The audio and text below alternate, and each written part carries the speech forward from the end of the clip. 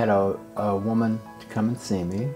She was, I don't know, maybe 35-ish. And she was a professional, successful, attractive, and she was depressed. And she had seen a therapist that sort of got her to this place, which she always wanted, because she described herself as the fat girl. She said, I was always, if you would look at my family picture, my dad was an executive, tanned executive. He looks just like an executive, salt and pepper hair. My mom wore like a size 0 dress, and my brother was the star quarterback. And there's this little girl who probably was an accident, and I'm this fat little girl who doesn't belong in this picture. That was my life. So she called herself the fat girl. She was not fat. So she had lost all this weight and done this transformation, and she was depressed, and she didn't know why. So we did some EMDR.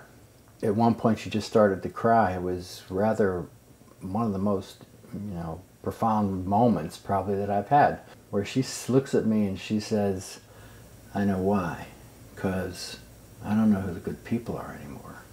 Because only good people talk to fat girls. And now everybody talks to me and I'm terrified. So we knew what the problem was, but I wouldn't have known that. So she figured it out with a little bit of EMDR, and then we went to work. Okay, so now you're afraid. So you have to learn who you can trust, work on trusting your judgment, and just really practical things. But after that session, she wasn't depressed anymore. She knew she was anxious. So we traded that off. They have to come up with that. I can't tell them. This insight occurs during EMDR that you don't have access to when you're just talking, because your defense mechanisms are up, you're using your intellect, your ego, and that's got nothing to do with solving anything. Because I've had probably primarily women, but some men. We do EMDR, and if they've been assaulted or somebody choked them around their throat or something, I often will see fingerprints or their neck will get red during an EMDR session, and that could be a 30-year-old memory, and there's like handprints on their neck.